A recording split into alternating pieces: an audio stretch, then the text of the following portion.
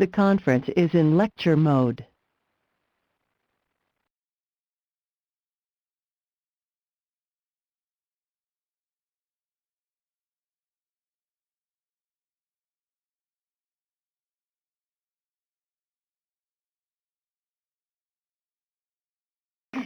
Okay. Welcome, everyone. I see that a lot of people are still signing in.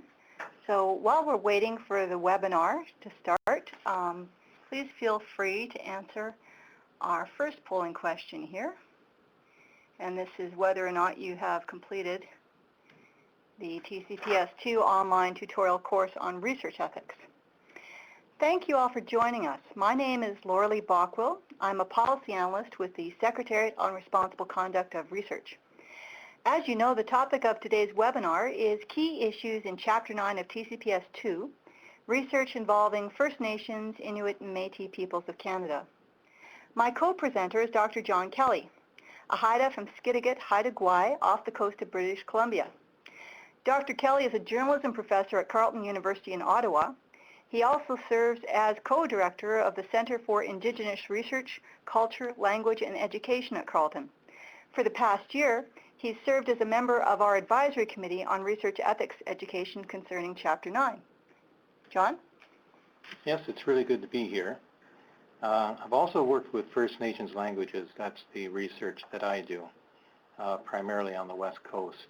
And so this is a subject that's very near and dear to my heart. I'm really looking forward to being here and being with you. Thank you, John. Okay, so we're going to move on to our next slide, which will be some technical housekeeping. At the request of past research attendees, we're using both the internet and the phone for the phone. If you're getting an echo, you can either turn down your computer or turn off your phone. Excuse me. Because this webinar was oversubscribed, even after we doubled our capacity, those of you who cannot get into while viewing the presentation slides that were sent out. For the people on the phone, we'll be signaling what slide we're on and reading out the poll questions. If you're having problems connecting, first contact your local help people and then test your compatibility with Adobe Connect using the test URL that was sent to you with your confirmation.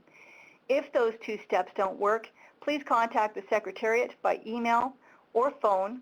The address and the phone number are on this website and on this slide and on our website.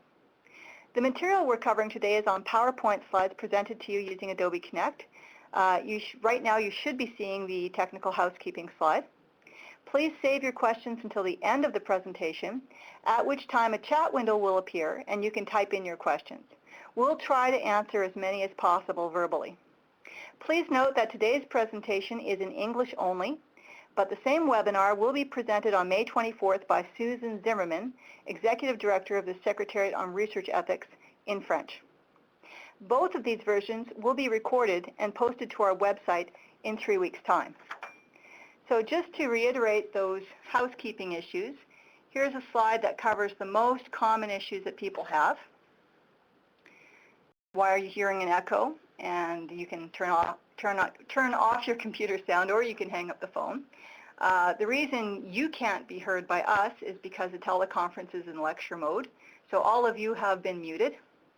And if you're having problems seeing a poll, here's another poll, just to find out, so to speak, who's in the room.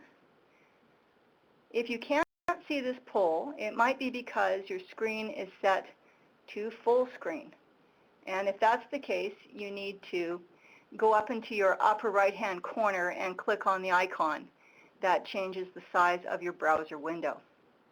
So I'll just take a minute while people are responding to the poll. For those of you who are on the phone, the poll is, please let us know your primary role with respect to research ethics and research involving First Nations, Inuit, and Métis peoples of Canada. And the choices are member of a First Nations, Inuit, or Métis community, research ethics board member, research ethics administrator, researcher, research participant, or other.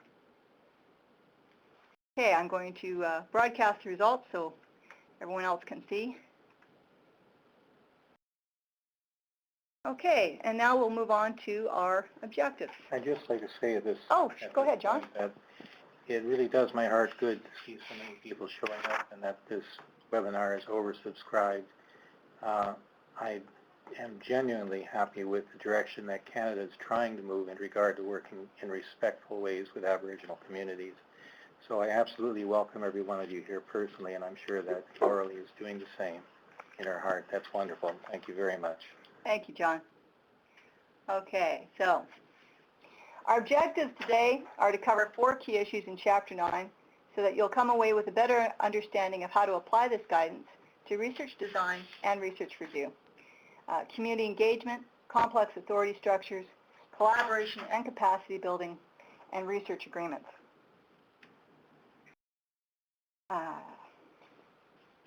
When TCPS2 was being developed, we recognized the need to have a specific guidance for research involving First Nations, Inuit, and Métis peoples. A consortium of over 40 members representing First Nations, Inuit, and Métis communities, researchers, REBs, and research ethics experts worked together to craft this guidance with the help of suggestions received during our 2 years of public consultation. In the preamble, TCPS2 acknowledges that historically there has been a lack of understanding of how to conduct research with Aboriginal communities in a respectful, collaborative manner, and that often research results did not reflect the perspective of the community. The intent of the chapter is to educate researchers and REB members about the diverse worldviews and unique status of Aboriginal communities in the context of our 3 core principles: respect for persons, concern for welfare, and justice. So let's get started with our first topic, community engagement. As we go through our 4 topics, we'll begin each one with a list of the articles that apply. We'll talk about some or all of the articles depending on the topic, and then we'll look at a brief case study. So we're going to focus on the first 2 articles in this list. John? Community engagement. Where the research is likely to affect the welfare of an Aboriginal community or communities, researchers shall seek engagement with the relevant community. Any research that may affect the welfare of an Aboriginal community requires community engagement. Community engagement begins with the researcher taking the time. You notice I slowed down on that word, taking the time, to build a meaningful relationship with the community. Researchers are expected to document the engagement process so that it can be considered by their research ethics board as part of an ethics review. And I've got a check mark by that line, take the time. The best research will come out of communities where they have a feeling of absolute respect for what you're doing as a researcher. This requires collaboration. This requires getting to know the people on reserve, who the official governing structure is, who the unofficial governing structures are, because governing structures on the communities are very, very complex. The band council represents one interest. In many communities, the elders represent the traditional interests. And you absolutely need to be sure that you find out how to approach them all. It's not that difficult. It just takes time. So prepare to take the time to do that before you really begin to consider that you're going to be commencing with the research.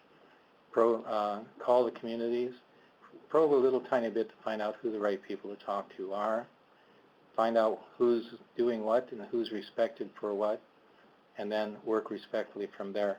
I think the one thing that is most important to me is, one, the spirit in which this document was written. It was done by Aboriginal people, for Aboriginal people, and by researchers. I think it's an immensely important document in Canadian history. And if it's applied in the spirit in which it was written, it's going to genuinely succeed. Thank you, John. Okay, so our next article that we're going to focus on is 9.2. 9.2 talks about the extent of community engagement, and this will vary according to the needs of the community and the needs of the research. Now, some communities may wish to be deeply involved, possibly as a collaborator in the design, conduct, and dissemination of the research. Some may not have a great interest in being involved in the conduct of the research, but would like to be consulted during the analysis and interpretation of the data. Some may only wish to have regular reports about research findings that are relevant to their community. As John said, researchers need to take the time during the community engagement process to learn about the norms and the culture of the community. For example, a written consent process may have to be changed to a verbal consent if that's more in keeping with the community's culture. It's important to know the community's expectations of privacy and confidentiality. Researchers may find that they need to carefully negotiate how to safeguard participants' confidentiality within the community. And in small communities, it's not always easy to guarantee confidentiality because we're very close. Everybody knows everybody in a typical First Nations community. And you need to find out what's appropriate to say, what's appropriate to share, and it isn't rocket science to figure it out. Whoever you're working with, ask them. Be sure that the person you're dealing with is comfortable because that person lives within the protocols. It's very important. Community engagement case study number 1. The research team wants to investigate barriers to screening for cervical cancer among women in a particular West Coast First Nations community. In their community engagement process, researchers meet with the hereditary chief and its council to negotiate a research agreement. So we're going to put out a polling question, actually 2 of them, and here's the first one. So we'll take a moment and allow you to respond, and we'll show you all the results as soon as the majority of people have responded. I will say I dropped a few hints on that one. Well, it's the first one. You got to warm people up. Okay. Okay. People 1 more minute. I see the numbers are clicking through here. Broadcast the results. You can still continue to respond, as we can see that the majority of people don't think that meeting with the hereditary chief and his council is sufficient community engagement, but a few people do. All right, and then we have a second question. Who else should be included as part of community engagement? Click all options that apply.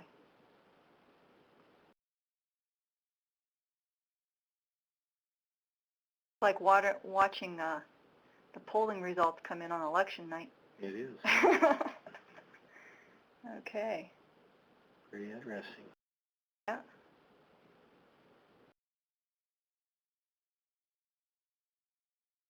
See, there's a agreement that elders and women. Right across the board. Yeah. I think that's in the 90s. That's right. And then we've got about 50% who think the Native Women's Association of Canada should be contacted, and about 70 or so percent that the girls themselves. And then we have 29 or 30% for other. Unfortunately, Adobe doesn't have the capacity to allow you to write in what that other is, but we're hoping to get that soon. So thank you all for your responses. We're going to address those responses in our considerations for this case study. John? The other in this case is very important. The attitude, the spirit in which we go about doing good research in communities is to think first, who is this going to affect? Both in the gathering of the data, the analysis of the data, and the results of the data, and to involve those people. So actually, I would say that just about every one of those boxes marked are people that are affected by the research, and if so, then the research should be cleared with them as well. So what are the barriers to screening for women is the first question you answer. History of abuse in healthcare context, engagement with other national and local women's organizations, engagement with female elders and girls. You know, I've sat on committees where we design language around documents like this. Each word is carefully chosen. Engagement is a powerful word. It doesn't mean, hi, I just talked with you and I'm done with it. It means I engage with you. We continue to talk. We continue to work it out. We continue to look for the ramifications and other people with whom to talk. It's very important. And engagement with elders and girls is extremely important. The girls are the ones affected by the research. The elders are the ones that are most likely to give you the information about what is culturally appropriate because we live in worlds that were not, historically did not come from the same places. We have similar values as non-native people, but similar doesn't mean the same. And so it's too easy to step on a priority, something very important to a community. It takes time to be sure that we consult the elders, because the elders will say, no, that's not how you approach this. That's so important. And also the Native Women's Association of Canada is a good point of contact to provide background as to why, in this case, First Nations women perhaps are not accessing healthcare centers to be screened for cervical cancer. They can provide information about the mistreatment of girls in Indian residential schools and how girls were often abused during routine physical exams while attending these residential. Absolutely. Okay, so now we're going to move on to our next topic, complex authority structures. There are 4 articles in TCPS 2 that address this topic, and we will touch on each one, starting with Article 9.3. John? When a proposed research project to be conducted on lands under the jurisdiction of a First Nations, Inuit, or Métis authority, researchers shall seek the engagement of formal leaders in the community except as provided under Articles 9.5, 9.6, 9.7, and 9.3. Researchers interested in doing research with First Nations, Inuit, or Métis communities should seek I'll stop and pause here for a moment, genuine collaboration with its formal leaders. Building a relationship is the key. That phrase, genuine collaboration, is the heart of the matter. Manhattan Island was sold, so the colonizers thought, for $20 worth of beads, as I seem to recall. On the other side of the coin, I'm absolutely certain that what the meaning of these beads were, that seems to be reciprocity. They're giving us a gift. Maybe they wish to use the land, but owning the land, selling the land, was not in the Indian vocabulary. It was not, there I said it, because I am one, it was not in the native vocabulary. And those are things we have to be aware of. Genuine collaboration means that you make absolutely clear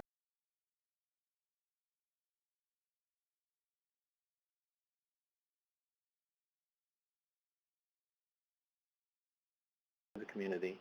The community in turn makes it clear back to you, it's an active listening sort of a thing, that they understand what you're saying, and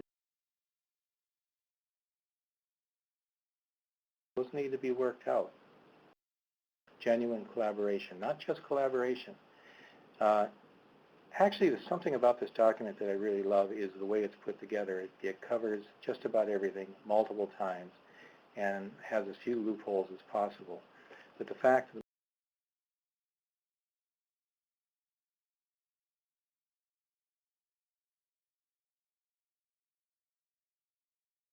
spirit of respect for the communities and a desire to achieve genuine research that benefits both the researcher and the community. And so if you apply it in the spirit in which it is written, it's a very powerful document because it provides guidance. But if anybody out there were to remotely think, how do I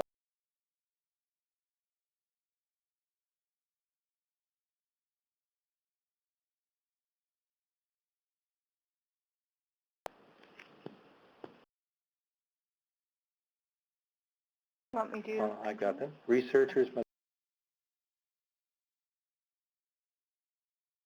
to the diverse interests and or complex community authority structures. Formal leadership is our band councils and so forth. Informal leadership, I think, probably is referring to traditional leadership. Both have to be considered. They aren't always on exactly the same page. They don't always have the same agenda. And the authority structure in a community in the traditional way is based on relationships, on respect, on people who are respected elders. Every person who's over a certain age in the community is an elder. But there's a difference between respected elders and those that would not be considered as such. We don't say somebody is not a respected elder. It's not the right thing to do in any way, shape, or form. But the people to whom younger people go and seek advice are the respected elders. And as a researcher, keep an eye on that. Who are the people going to? All the people. Who are the elders who have the respect? Don't leave the others out, because we don't do that in Aboriginal Canada. But be sure that you're going to the elders who've spent their lifetimes learning to work with, to hold and keep the knowledge of the community and to pass along the traditions and are recognized as people whose voices are the voices of authority. It doesn't take too long to get to know these people. Basically, as a researcher, you merely need to, one, be there. Telephone contact doesn't do it that well. And two,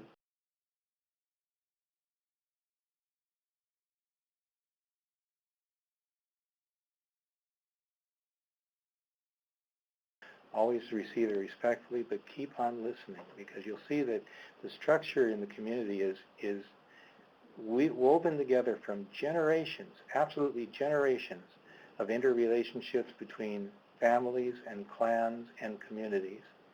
And these things take a little time to understand how the power flows. And don't stereotype, because no two communities are the same. I'm from Skidegate. Our other Haida community on Haida Gwaii is in Masset. We're the same community in some ways, but we're very different communities in others, and a researcher needs to be aware of this. This is a good thing. Thank you, John.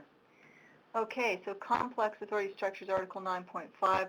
This one is letting researchers know that if they're pursuing alternatives to agreements with formal authorities for research on First Nations, Inuit, or Métis, or with First Nations, Inuit, or Métis communities, they need to document the procedures they're following for the REB. To be able to explain the authority structure and the agreement process, the researchers must understand it reasonably well themselves. In addition to the formal authorities, researchers may deal with representative groups or service organizations. For example, health centers, political organizations, friendship centers, urban communities, and complex, well, as we've said, the complex authority structures. And as John was pointing out, there are a lot of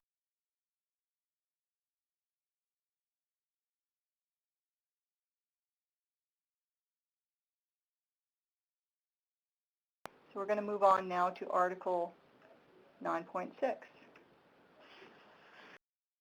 Something to consider before I move on to this is that a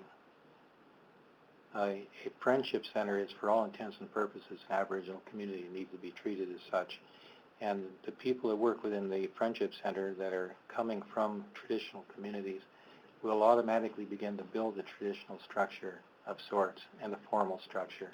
And you need to approach the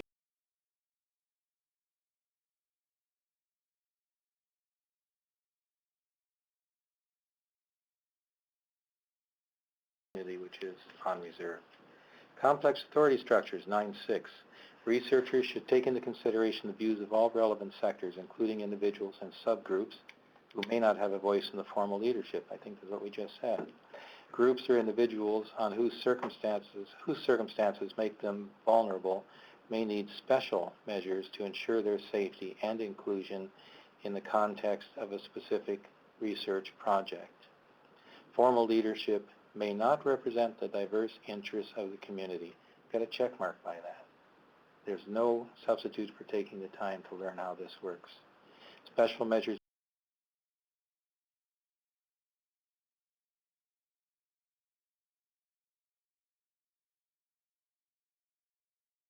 perspectives and other needs, and ensure an opportunity to be involved in research in the extent possible. Okay, so now we're moving to Article 9.15, which deals specifically with the inclusion of elders or other knowledge holders in community engagement.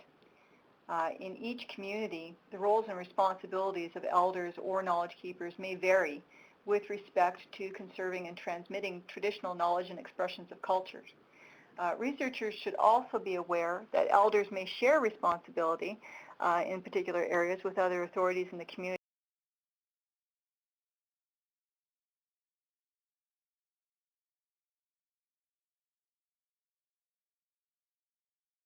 area or public acknowledgement of their contributions. John, can you give some other examples of how to acknowledge elders? Reciprocity.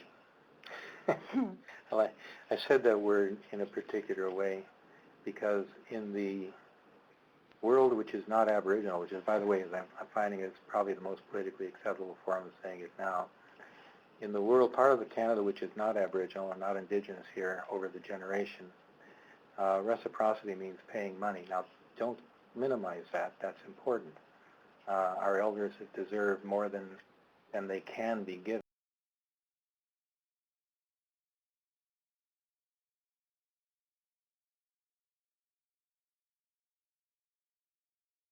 Payment comes in many ways. Reciprocity comes in many ways, which don't involve money. It can be the giving of a gift. It can be anything such as giving a gift in an elder's name to a charity that the elder loves. It can just be there with a willingness to help, to dig in and do the dishes at a meeting, simple stuff like that, or pick up tables at a potlatch if you're on the West Coast, or a feast if you're in the East, and put them away. In other words, reciprocity, the community will view you being in there and doing it.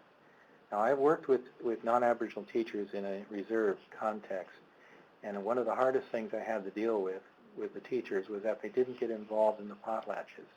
And so I would go to them and say, come on, come over to the potlatch and join us. And they'd say, well, we're not sure we're welcome. We feel a little bit uneasy being there. I said, drop that. Oh, because what's happening on the potlatch side is the people are saying they teach our children. They work with them day and night. They're instilling values in our children, but do they know our values? And why aren't they here? They're welcome here. They're absolutely welcome here. This is what it's all about. These are the kinds of things that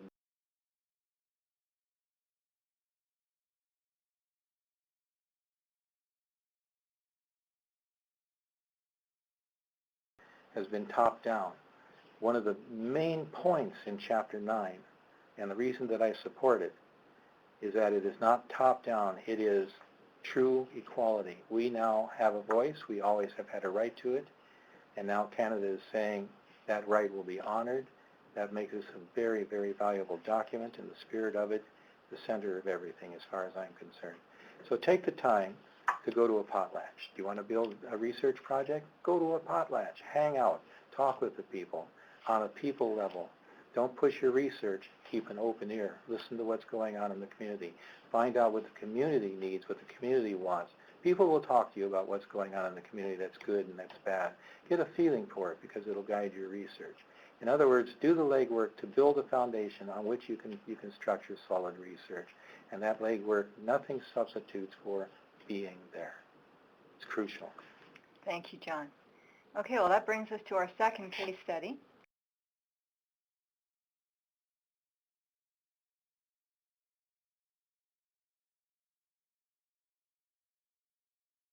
Here comes our first polling question. Do the researchers need to seek permission from the Hamlet Council to conduct this research? The numbers are rolling. It's good to see those numbers. Yes.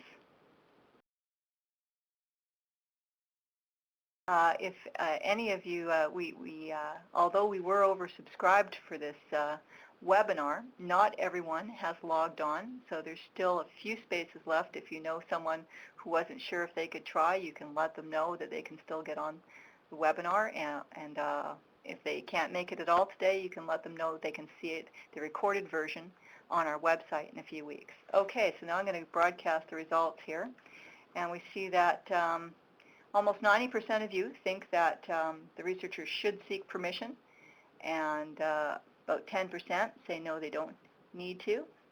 So I'm going to hide this poll. I'm going to bring out our second question. What risks may there be to participants in this type of research? Check all that apply.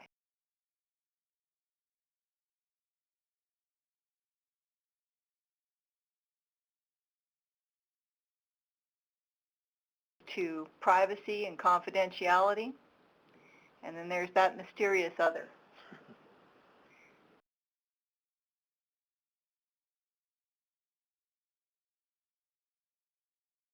Results now. So we can see that most people agree that there are social risks and definitely risks to privacy and confidentiality. A high percentage of you also think there's economic risks.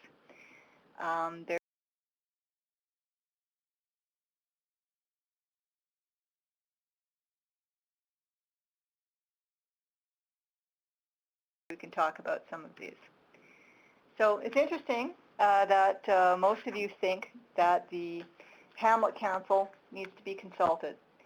Under TCPS 2, with the very brief description we provided you, we would consider this critical inquiry. And that's research that might include criticism of a public institution, a policy,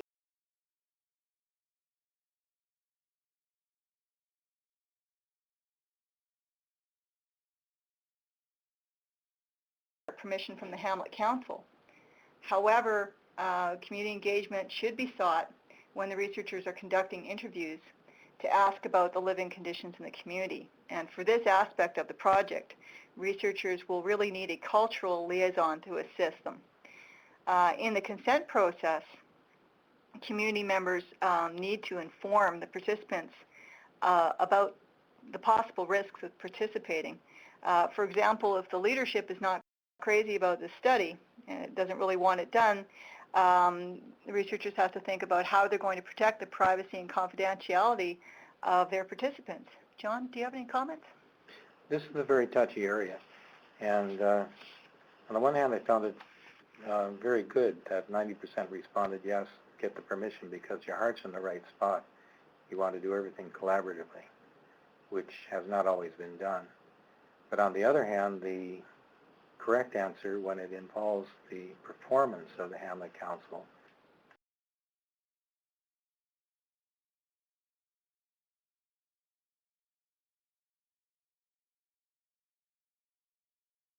what's going on in the community, what the result of your research is, how to get the voices on both sides, and how to protect them from the kinds of things that go on. And I'm not talking about anything so obvious as violence and so forth. What I'm talking about is what is in fact a more powerful mechanism in the communities, and that is turning the back, ostracism, people cut off from the community in certain respects or certain parts of the community because they took a particular side. Their opinions and observations must be protected. It becomes an imperative because their relationship with the community is crucial. I myself have been in some situations where I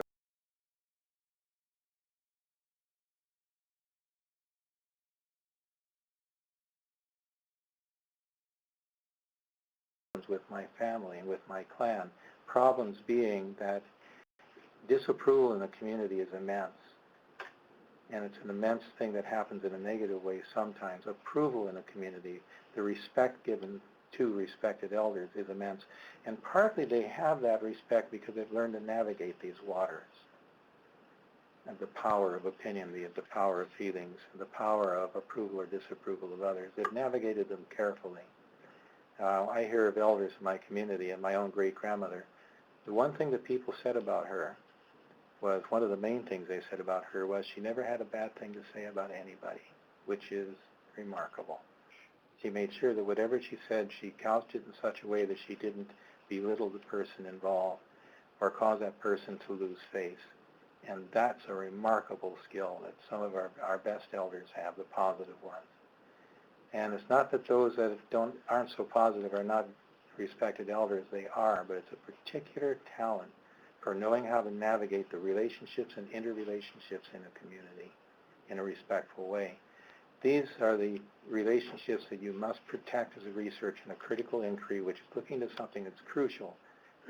For example, has the Hamlet Council seen to it adequately that housing is divided fairly throughout the community, that everybody is treated with equality and nobody is left out of the process. And that kind of investigation can't just get the permission of the Hamlet Council because it's likely not to come, and yet it has to be seen as something which is looking into the inside views of the community collaboratively, that it isn't coming from top down, from outside in, because we have a lot of history as Aboriginal people for things that have been done from the outside in, and still happens much too often. As a researcher, you'll need a lot of sensitivity with critical inquiry. Thank you, John. And that brings us to our next topic, collaboration and capacity building. Chapter 9, in general, advocates a collaborative approach, but these three articles are more specific, and we're going to start with 9.12. John? 9.12. As part of the community engagement process, researchers and communities should consider applying a collaborative and participatory approach as appropriate to the nature of the research and the level of ongoing engagement desired by the community. The key is desired by the community. Collaborative approaches in research means facilitating mutual, respectful, and productive relations, and that word respectful can never be said too much, and mutual can never be said too much. Productive will flow out of mutual and respectful. Being respectful also involves researchers becoming familiar with the cultural norms of the community involved in the research. Again, don't stereotype. No two communities, even communities just miles apart, are exactly the same. They both have their own particular characteristics, family structures, likes, dislikes, and history. Researchers should also assure that they are aware of all relevant community-based research guidelines or codes of practice of the community they wish to engage. Since Canadian researchers have been working for a while on building respectful relationships, some of our communities have developed their own research ethics boards. These have to be considered. They are not, if you use a research ethics board in a community, that doesn't absolve you from using your own institutional research ethics board. You have to use them both. But they do work together, and between the two of them, they can iron out the differences that are culturally going to come up, and it needs to be done in a respectful way. It's give and take on both sides. We as Aboriginal people cannot give away certain things that the other culture might not understand why, but we can't give them away. They belong to us, and they're part of our tradition.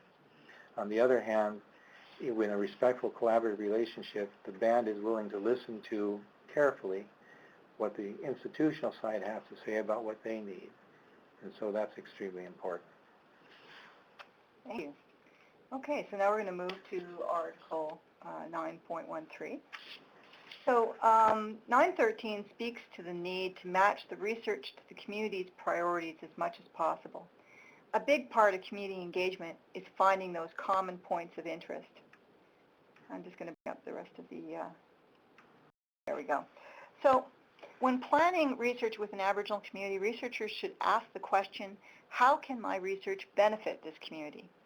Now, not all researchers are able to offer training or employment or big-ticket educational opportunities, but there might be other ways of sharing knowledge with the community. When a project might result in a product that could offer commercial reward, the distribution of these potential benefits must be discussed up front. We'll be talking more about this aspect when we get to research agreements, but I'd like to go back to this issue of collaborative and capacity building opportunities. Do you have any suggestions, John? Collaborative and capacity building.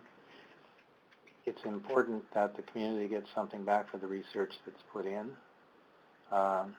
We have horror stories of the past in our community of researchers that have come in and taken out and have gotten the benefit of what they took out. In collaborative research, it's a partnership. Research is both conducted by and conducted for the community. It's conducted by and conducted for the researcher. It's a middle ground where both have achieved agreement because they've taken the time. And that means hanging out, having dinners, getting to know people, reciprocity, and have built a relationship between the two of them. If they both understand that the research is important to both, something can always be worked out. That's very important. All right, and that sort of leads into our next article, 9.14. John? Research projects should support capacity building through enhancement of the skills of community personnel in research methods, project management, and ethical review and oversight. Research should engage Aboriginal people in any project that affects them. I'll stop there so you can think that one through. Any project that affects them should engage Aboriginal people. And then this. However, communities may choose varying levels of engagement, and the researcher needs to find that out. We don't go in with a formula, this is what engagement is. Can you imagine this? It's been done in the older colonial days for people to come in and say, this is what's going to work for you. And we're used to it. But in this case, it's mutual, it's shared. It's both sides finding out what both sides want, and it's done with respect. Some communities may choose to be very deeply involved in the research, right down to the letter. It's their right. It's their knowledge. It's knowledge about them. It's knowledge gained through them. And you'll need, as a researcher, to be involved with them to the degree that the community would like you to be involved. Some communities may say, this research is fine. We trust you. Go ahead with it. And that's okay, too. It's whatever the community wants, because it is the research that affects the community, and that's what's important. Yeah, and it's also important when researchers come back to the REB with their community engagement plan, and they've done their community engagement, they've done it well, they've reached an agreement. The REB needs to take that into consideration and ensure that they are respecting what the community wants insofar as it doesn't conflict with TCPS 2 guidance. And I think that is a new area of consideration for REBs, and they need to be aware that what the community wants should be driving the community engagement process. I've got a bit of a story on this. It came out of my own research. I got a series of tapes from my community and transcribed them to CD, digitized them. That came from one of our elders, a number of our elders. One of them was Johnny Williams, Reverend Johnny. I love the man. He's wonderful. He's like an uncle to me. And so I was particularly interested in these tapes that came out of the 70s because it was Reverend Johnny. And the researcher was an old school, very old school individual who was coming to help us. And so he came to help us. And he decided what would be best for us is to have a recording of how our language works in various phrases and so forth. And he was asking Johnny about what do you do with, how do you say, I would like your help with this? And Johnny gave him the Haida. And then he came around and said, how would you say in Haida, I need a rope? And Johnny said it. And then right in the middle of that, the elder interrupted. He says, you know, it's getting late in the day. You'll need to come back this evening. And when you come back this evening, we'll do some more recording. Now, Reverend Johnny was Reverend Johnny. And so he said, but I have choir practice tonight. The researcher said, on the tape, for all of posterity to hear, the researcher said, you can't do that. I'm only here for a limited amount of time, and I'm doing what's best for your community, and you need to be here. You can cancel your choir practice tonight and be here, because I can't be here forever. I'm sure he meant it in whatever way he meant it. But Johnny was quiet, very respectful. That was Johnny's attitude. Respect lived inside him. It wasn't based on what the other person did. And Johnny kept his peace. Well, he went on. The linguist went on from there to say, how do you say I need a rope to do How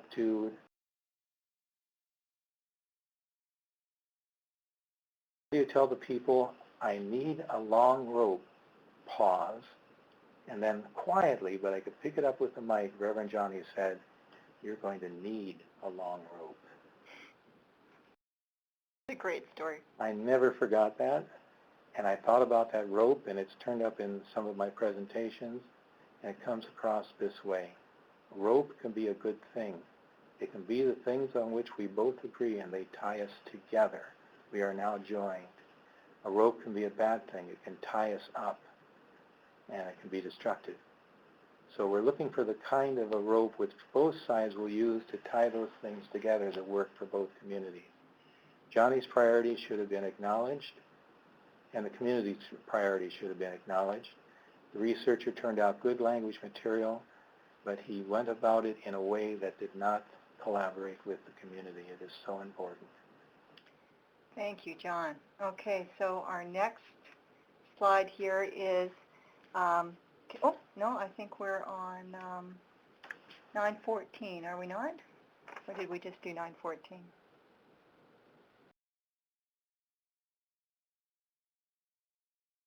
I think we were on we're about to start 914. Start 914. Yeah, that's right. Which is about capacity building. So we were talking about the collaborative aspect, and now we're talking more practically about the capacity building through the enhancement of skills of community personnel in research methods, project management, ethical review, and oversight. And John, I think you were going to speak some more about this. Yes. Research projects should support capacity building through enhancement of the skills of community personnel and research methods, project management, ethical view and oversight. Should engage Aboriginal people in any project that affects them. That's absolutely important. However, communities may choose varying levels of involvement. But the most important thing in this area is to consider ways in which you can involve the community people and provide training. You're coming to the reserve or to an urban community for that matter with a certain set of skills. We need those skills too.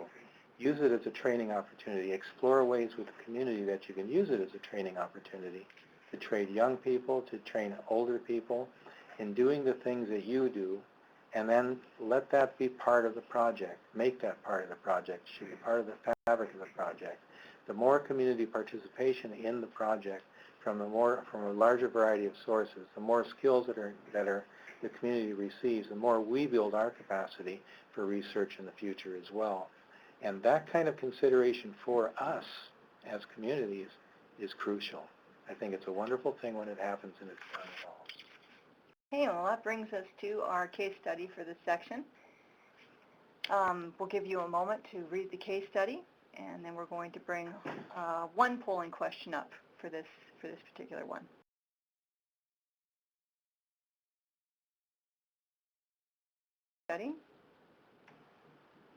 Here comes the poll for the case study. Poll is, what could the researcher do to meet the community's needs in the context of the research? Check all that apply. Assess current capacity. Involve the community in the research design. Offer training, including things like data analysis, to community members. Involve the community in results interpretation. Can you imagine research done on you as an individual, and then you have no say in how it was interpreted? Apply that to the community level. You might be skewing the results of the poll there, John. I wasn't intending to do that. It came out. That's all right. But okay. Go to the poll, I'll say no more. All right, so I'm going to broadcast the results. People are still responding.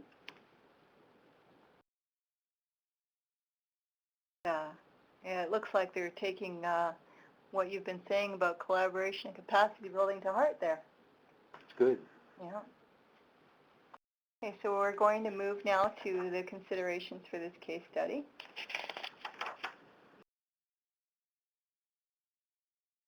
Okay, so one of the considerations for this case study is what can the researcher realistically provide? They may not have capacity themselves to teach. They may not have adequate funding to provide the training. How can researchers contribute to capacity building whether or not they have funding, John? Well, one of the things they can do is involve the young people and others in any kind of activities that would involve training them, which they gain skills. This isn't always a dollars and cents thing. Sometimes this is a time commitment and an effort commitment. It means making ways for it to happen. The thing to keep in mind is that some communities don't have much capacity at all. And the researchers should find out what would the community like to see developed. Here's what we're doing. We'll put it on the table. Can you imagine ways or think of ways in which we can involve your community members and train them in these areas? That doesn't take a lot of money, but it does take consideration.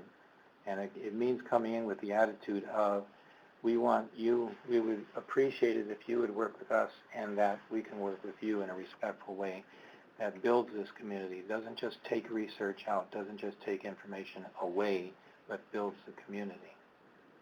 And another thing a researcher could do is bring in a partner with the expertise that's needed to help them achieve the goals. They could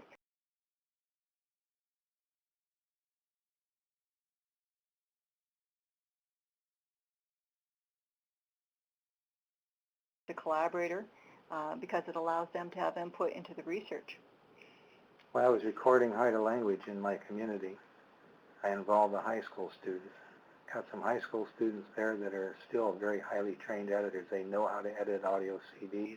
They know how to record elders. They know how to use the recording equipment so the recordings are clear. And they were trained through the project. I could have brought in somebody else who's already an expert. I wouldn't have had to train the young people, but we would have lost something in that.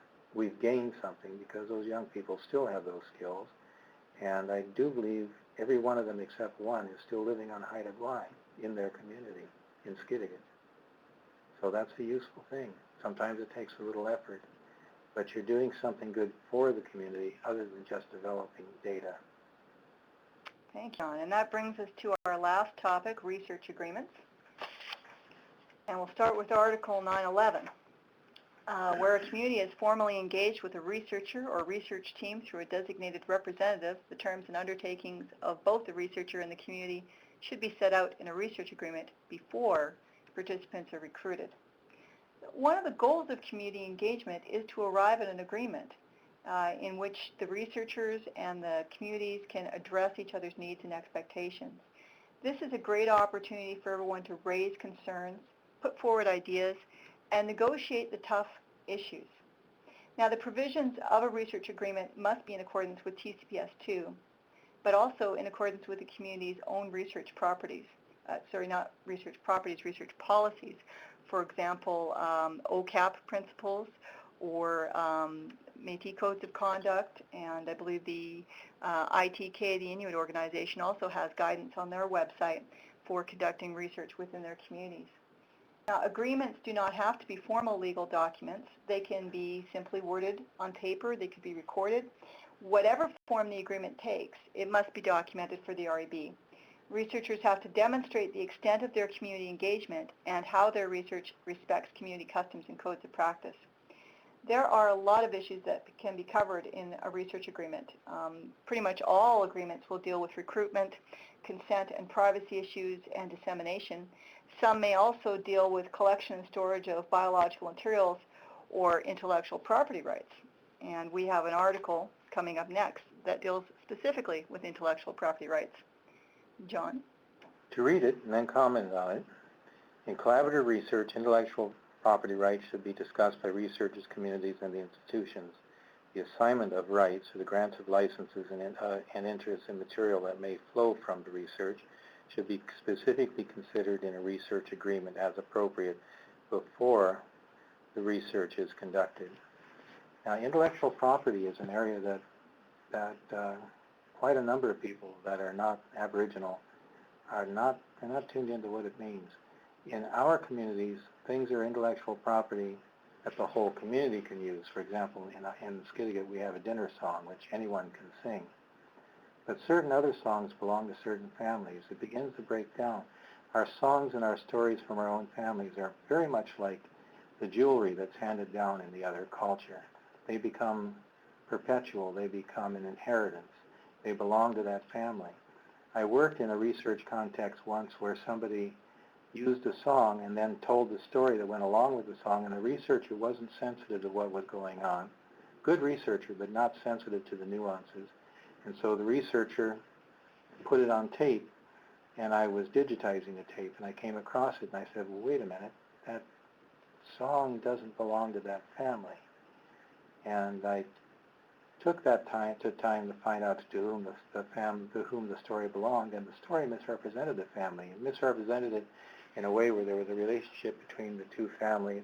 One spokesperson in the family that used the song misinterpreted it their way, and the family that owned the song was losing out for perpetuity.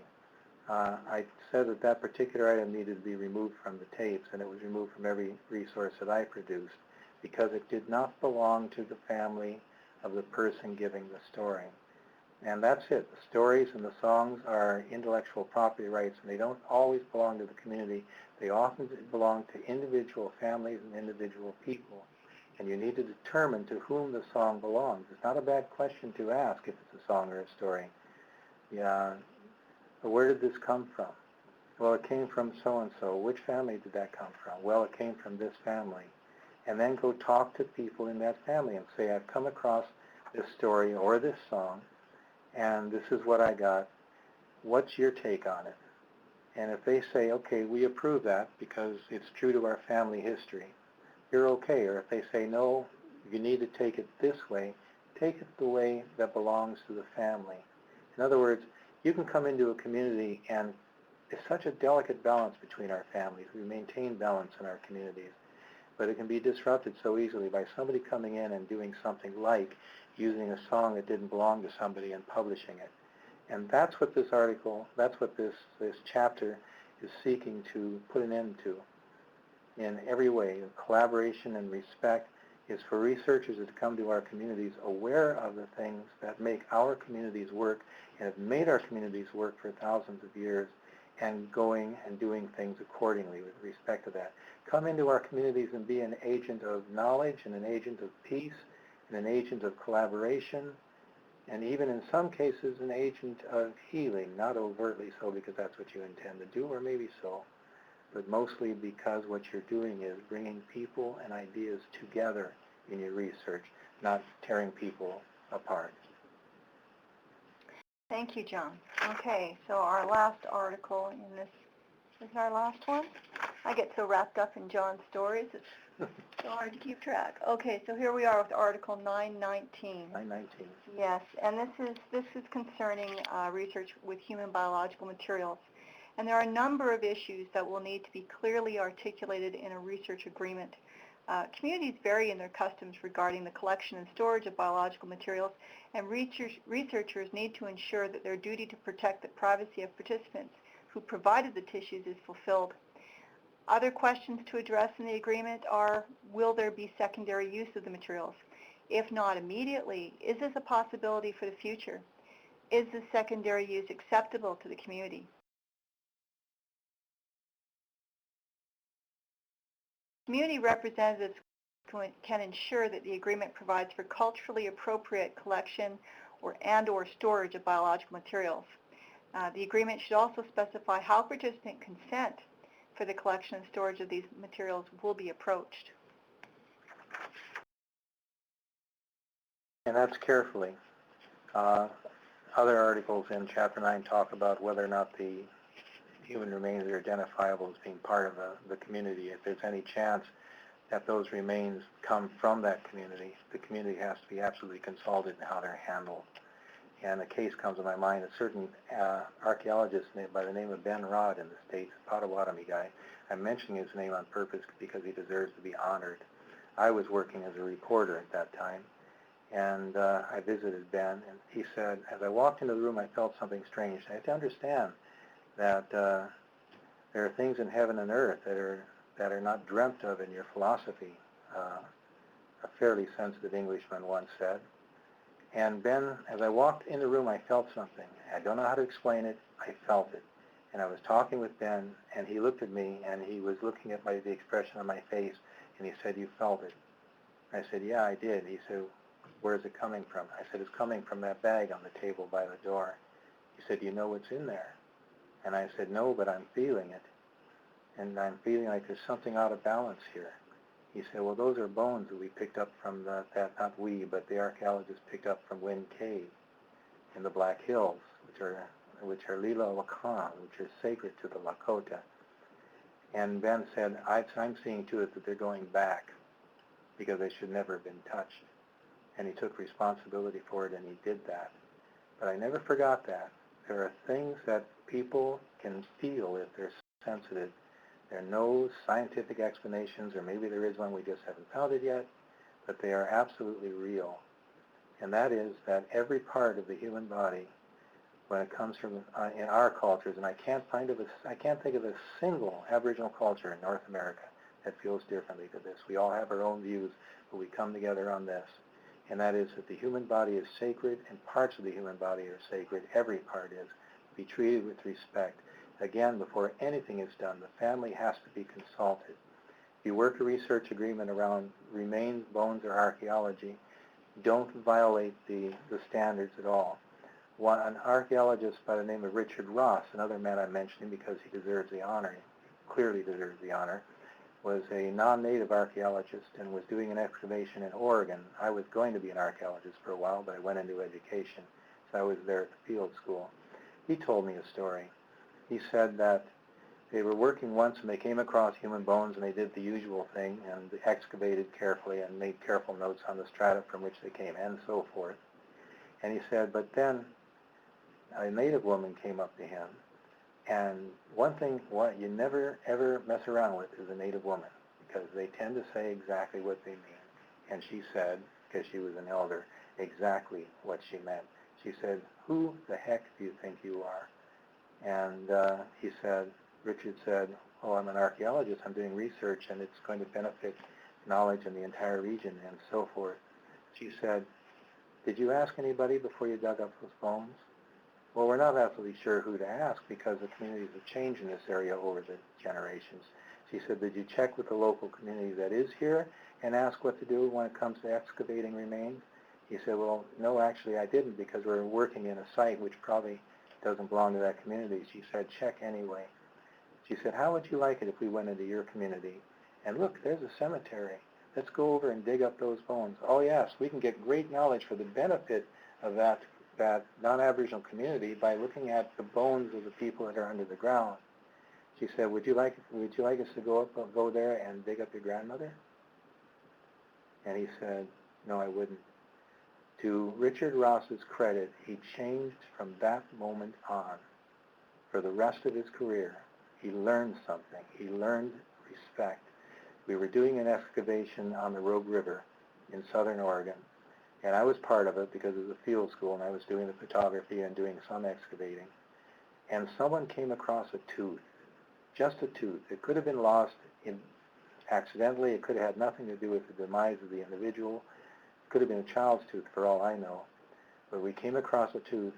Dr. Ross cordoned off the entire area, and even though there was great knowledge to be gained from excavating that area, it was off limits. We couldn't touch it. A trowel never went near it because of a tooth.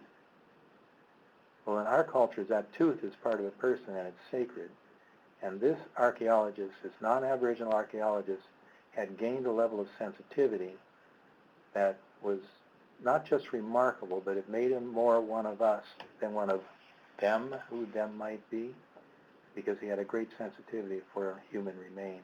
These are the kinds of relationship building that need to be done. And I would recommend that a few of our Native ladies out there, our Native women that might be elders, might sometime, gently or otherwise, make it very clear to somebody in a respectful way that some areas and some things need to be left alone and need to be treated with respect. This is so important.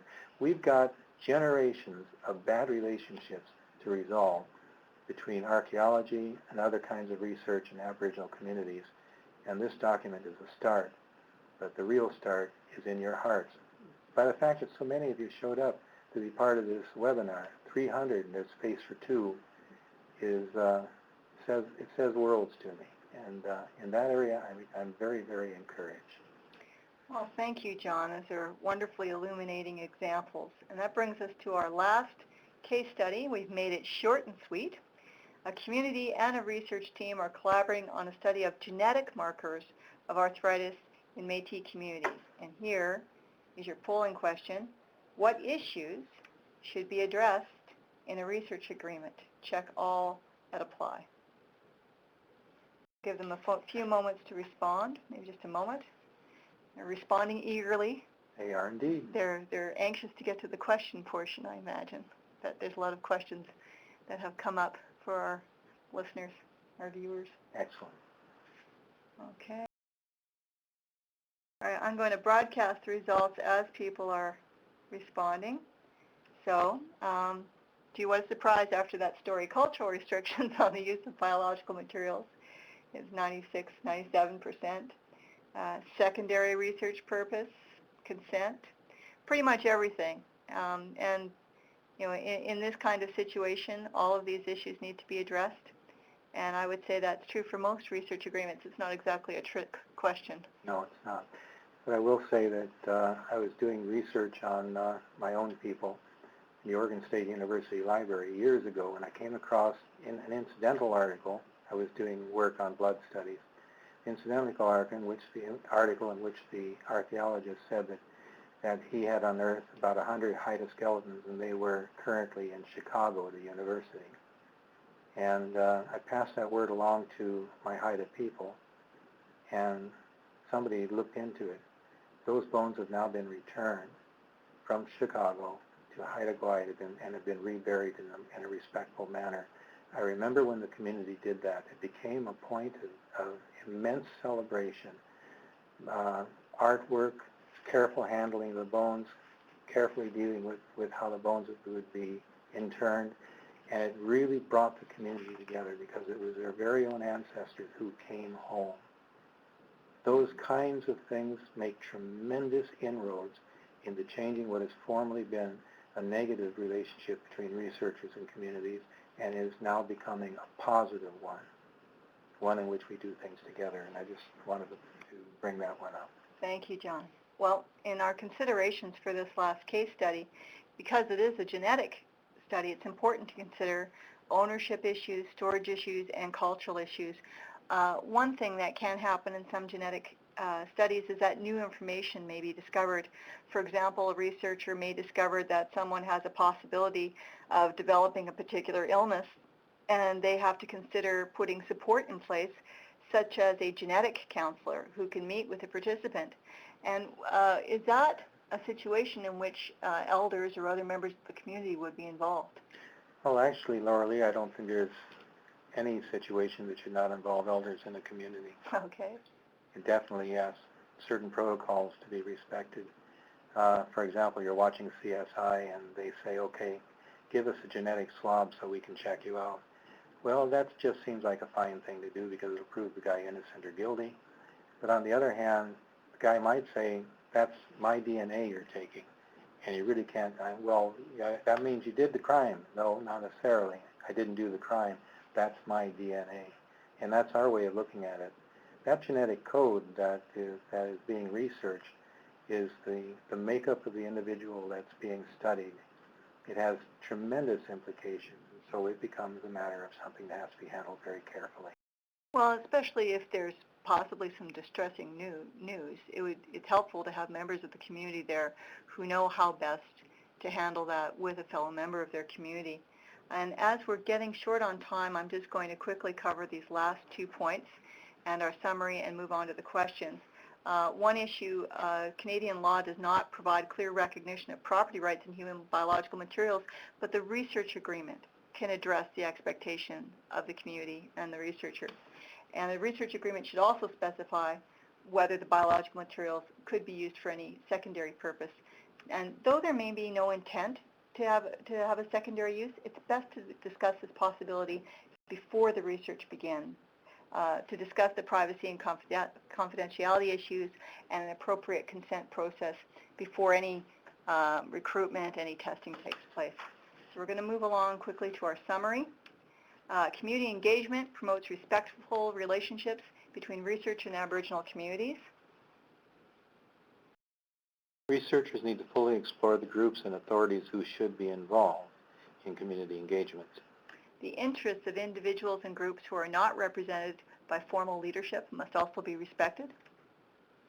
Whatever desired by the community and whenever desired by the community and possible, collaboration and capacity building should be part of the research. A detailed research agreement helps to ensure the expectations of researchers and communities are openly discussed and addressed before research begins. And just before we get to the questions, I'd like to let you all know, although most of you do know, we have an online tutorial. We have other webinars on our website that have been recorded that you can view at any time. And we have an ongoing interpretation service. So if we don't get to your question, please write to us or call us, and here's the number and the email. And now we're going to open up a chat window for you to type in your questions, and we'll try to get to them, try to get to as many of them as possible in the time remaining. Now, while people are writing their questions in, John, when we were out doing our regional workshops, and we were doing the workshop on Chapter 9, quite a number of researchers were saying they felt a little bit daunted by the community engagement process. And there's this REB on Manitoulin Island that's produced a wonderful video about conducting research. And I remember in particular one part where this person was saying, you know, researchers come and they talk and they talk and they talk, and we'll be listening and we'll be considering what they're saying, but we won't respond. And they get nervous and they talk some more. And it's all this nervousness, this uncomfortableness with the silence of people considering before they respond. And they were saying, just you have to learn to be comfortable with a different pace, a different manner of approaching these questions. In a word, relax. I saw this movie once. It was pretty well done. It was Aboriginal, and the white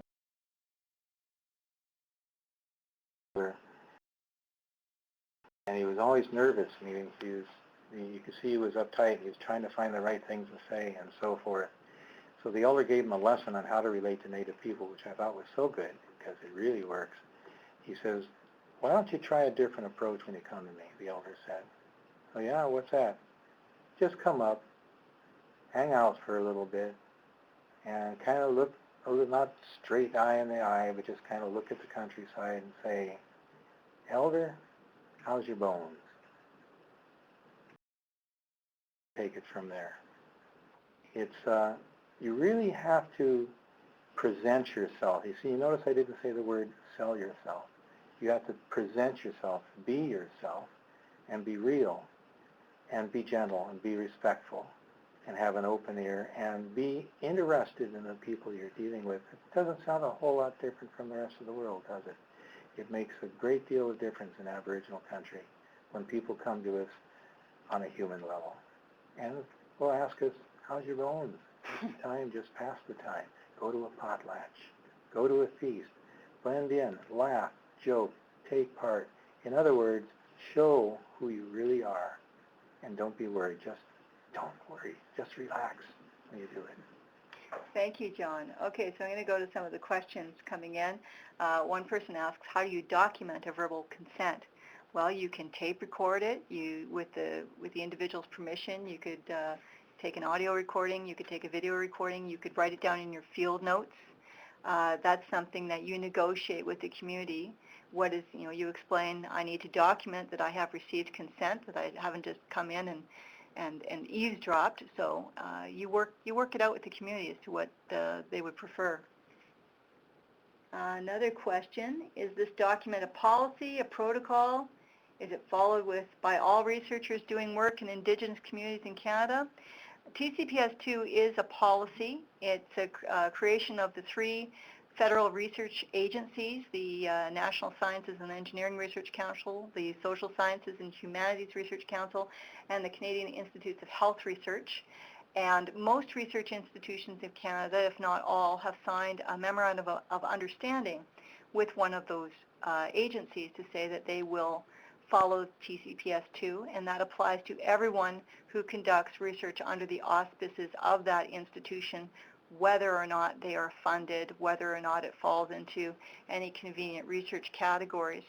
A lot of other organizations that are not bound by that agreement have chosen to adopt TCPS2, and it's publicly available and anyone can consult it.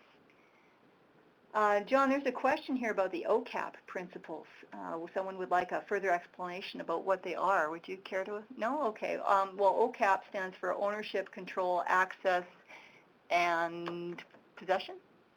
I believe so, and they were doing research in an area and developed some protocols that turned out to be pretty universal. That's right. So those principles, you can find them on the website of the First Nations of Canada. I believe the association has a website. If you just Google OCAP, it'll give you a full explanation of the development of those principles. A lot of communities adhere to them. I believe the Métis community has adopted or is in the process of adopting a similar set, ownership, control, access, and stewardship, slightly different.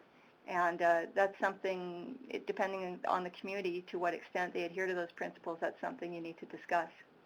Is there a question that you see you'd like to address, John? If doing research with a friendship center in an urban area, how should one go about consulting community elders, authorities, etc.? Is it enough to obtain permission of the executive director of friendship centers, of the friendship center, to move forward before applying to my university REB? The answer to that is probably not. Again, there's a reason that Chapter 9 refers to these as communities, because they are. They're communities that involve more than one community, more than one ethnic group, well, Aboriginal community is represented there, but they develop relationships in those communities. In the friendship centers, the elders work together. Certain of the elders do particular kinds of counseling. Certain kinds of activities are going on involving cultural knowledge or artwork in most of the friendship centers. And so once again, how's your bones? The kind of research that is the research on how you should research is the best research to do. Go to the friendship center, hang out, have lunch, because most of them serve lunch, and get to know the people, and be yourself. Be genuinely your friendly, normal, lovable self, and ask around a bit about, after you've gone to the leadership at the Friendship Center, and let them know what you're doing, of course, then do the hanging out part and find out what the priorities in that community are, and then bring it back to the director or whoever else or whatever council is involved in the Friendship Center, and work it through with them. Here's what I found, here's what I've learned, what do you think? In other words, look for a synthesis of the various elements that are in the Friendship Center, which require spending time there and asking about how's your bones.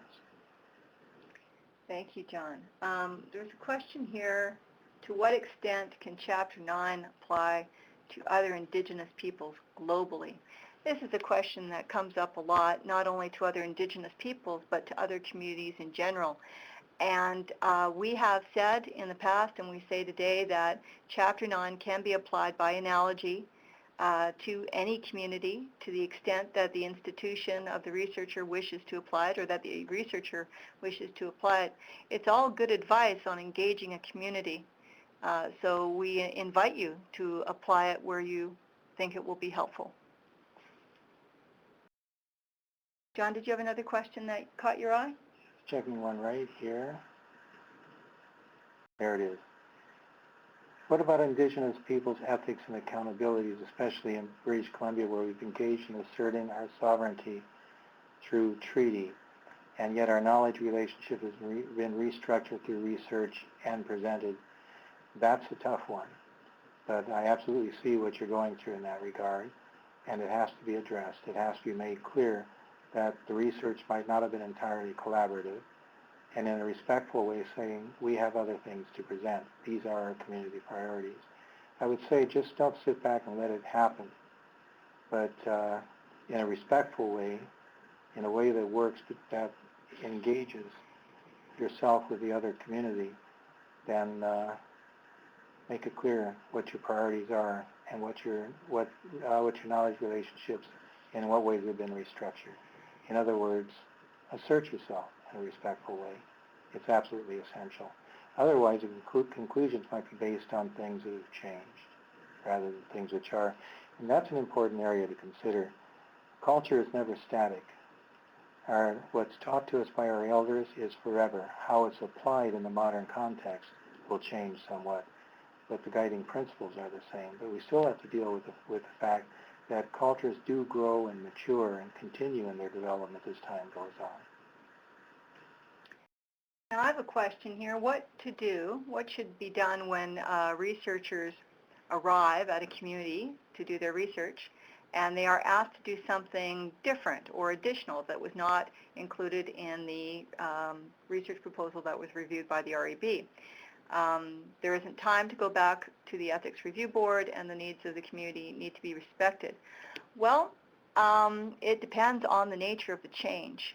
In TCPS 2, I believe it's Article 6.15 or 6.16 that talks about request for change. Sometimes a request for change in principle can be done over the phone. The REB does need to be informed of any change that is going to affect the participants, particularly if it is going to change any of the risks, say to privacy, confidentiality, or anything else. Now, if it's a really minor change, like we'd like you to change this sentence in the consent form and it doesn't actually impact the risks to participants, that can be included in your annual report as a summary of minor changes to your research, so the REB is still informed. So again, it really depends on the nature of the change, the magnitude of the change, and how it affects the risks to the participants. But at some point, better than later, you need to inform your REB. John, did you have another one? Yeah, I was just about to nail it, press on it and get it, and then everything moved around and I lost it. Do you want me to answer another one while you're looking? I can do it by memory, or you can answer another one. Okay. See here, there was one about master students. What about master students who have a limited time? How do you build in time to do all this community engagement? Well, that is an issue, and that's something that the student needs to work out with their supervisor. One way to address this is for the student to work with someone who has an existing relationship with the community, to work with a supervisor who has done the community engagement, and then brings the student in. Because there really are no shortcuts for community engagement, and it may not be possible for students in a limited time frame to achieve that. So the best thing they can do is get a partner who has already done that, or to perhaps connect with someone in the community as a research partner. And I found it. Hi, John. Thank you for sharing. Oh, thank you. Oh, thank you for sharing your knowledge, and thank you for saying that. Do you have suggestions on how to make grant funders understand? Should I stop there? That time required in meaningful engagement about that, as most funding is time restricted. I know we've just done a project, and it's part of the mark of funding organizations that often you get your money delivered about the time that the product is supposed to be delivered back. And time is always of the essence, and time is always short. And you just brought up an area which is one of the most problematic in terms of the interface between our communities. We use time in our communities, and time is essential. In the research community, you're often working on very tight deadlines, and you've got to get things done. They have to be done right away. I applaud your question. There is no absolute answer. The point is they need to understand, and you need to build language into your proposal saying, as an element of what you're doing, you are going to be spending time in the community and adequate time in the community to build the foundation and the relationship, and that this knowledge is essential to the success of the research, both from the perspective of the institution and the Aboriginal community. You need language that's succinct. It says very clearly that foundation building is essential to successful research. And it just has to be done. That interface is going to take a while to work out because the time situation on reserve and the time situation in the institution don't come together really well. But in the research, they need to. And so in whatever way you can possibly do it, help the funders to understand that this is an essential part of the research, is relationship building with the community. I have a point here from someone who works for the OFIFC, which oversees the Friendship Centres in Ontario. And they just want to let everyone know that the website to access Friendship Centres in Ontario is www.ofifc.org. And the national website is www.nafc.ca, the National Association of Friendship Centres. And they are excellent points of contact when you want to do research with the communities they serve, and often they serve the urban communities. I see there's a few questions about how do you do community engagement with urban communities, and friendship centers are an excellent place to start. And someone is also asking, when you refer to the REB in the webinar, am I referring to the local REB? When we're talking about TCPS 2 guidance, we're primarily referring to the guidance in there that is addressed to institutional REBs. Now, community REBs are welcome to adopt TCPS 2, but they don't have to. They may be going by their own established principles. They may be using OCAP or OCAS principles or guidance from ITK. So that's something that you need to discuss with the community that you wish to approach. Oh, I love this question. I'm going to assign it here. To what extent can Chapter 9 apply to other Indigenous communities globally? I am so glad you asked. We have, and it's been part of my own personal work for my own personal growth, to be aware of what's going on in Mexico, for example, and in South America, which in certain respects the non-Aboriginal communities in those countries have quite a ways to go. So do we, by the way. I'm really happy for Chapter 9. It's a historic document, in my opinion. But in those countries, Native people are often the butt of jokes on television shows and so forth, and they are beginning to assert their presence. Chiapas, for example. And it's a very painful process and a very difficult process, and my heart goes out to them. What I can say very safely from my own research is there are immense similarities between Canadian Aboriginal peoples, definitely in the U.S., definitely in North and South America, definitely in Africa. The answer is definitely in China, definitely in Japan, where you're dealing with one group which, to the north of Japan, that didn't come from the Japanese. It might even have come from us. The point being that, yes, the Aboriginal way of looking at things is that the earth is to be respected, is the mother of us all, and that we exist on the grounds of respect with the planet, with all things, with all forces. So we find a way of balance. This is true whether it's in Australia, New Zealand, Haida Gwaii, here in Algonquin territory, unceded Algonquin territory, and thank you, by the way, Algonquin people, for allowing us to do this on your territory. We are similar worldwide, and the more we know that, the more we can build a base that can bring about some positive changes in this world. The more we connect with Aboriginal and Indigenous people around the globe, the more what we have learned over many thousands of years of living close to the earth can be part of what might actually be in time to save this planet from disaster. I think it's essential. I have two questions about further educational resources. One is about the webinars. If you go to the Panel on Research Ethics website and you look under our education menu, you will see the link to our webinars, and that's where you can access the webinars that have already been recorded and are available for viewing. This one will be up there in about 3 weeks' time, and the French version will follow along a few weeks afterwards. Another question is, are we going to be developing any more on the tutorial with reference to this chapter?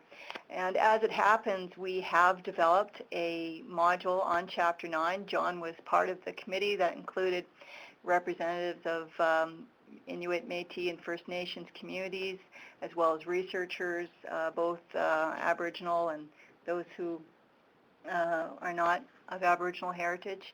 And they had a lot of terrific input, and we've developed content for this module. We are sending it to translation, and we're hoping to be able to move into HTML development soon. So that will be the first of the Phase 2 modules for the tutorial. We're going to be adding more modules on other chapters, such as clinical trials, qualitative, etc. But we considered that to be the first one we wanted to add. Did you have another question, John? What I have is a comment, and I'm glad to see it, and thank you very much for providing this. The insights are important. I was delighted with the repeated expression of one size does not fit all for all communities in their history and preferences, etc. But the terms used in this seminar were not inclusive. First mention of Inuit research considerations was almost an hour in Reserve, Band Council, WWAC. These terms do not apply to Inuit and disengage Inuit right from the start. Please promote full use of terms and full representation of Indigenous peoples. If you don't do it, how will we ever get researchers and the government to understand this? There really is nothing I can add to it except to say absolutely yes. That is essential. And we need to counter the idea that happens in non-Aboriginal Canada that all Native people are the same, because even the community north of Skidegate, Masset, is a different community than mine. We are all individual communities. We all have our ways of doing things and our protocols, and we all need to be acknowledged. I really don't agree with the lumping of us under the terms First Nations, Inuit, or Métis, because each community is individual. It will be First Nations, it will be Inuit, it will be Métis, but each community within that structure is its own community, and the protocols change from one community to the next. In other words, one size does not fit all. And the comment about how the Inuit have been treated in this process, unintentionally in many parts, but just the same, you've made the point, and I'm glad you've done that, and thank you. Hawa sta. And I'm afraid that's all the time we have. I want to thank you all for being with us, and I want to especially thank Dr. John Kelly for giving of his time so generously, not only to help us with our other educational materials, but to be here with us for this webinar. And have a good day to the rest of you. Thank you very much. Hawa.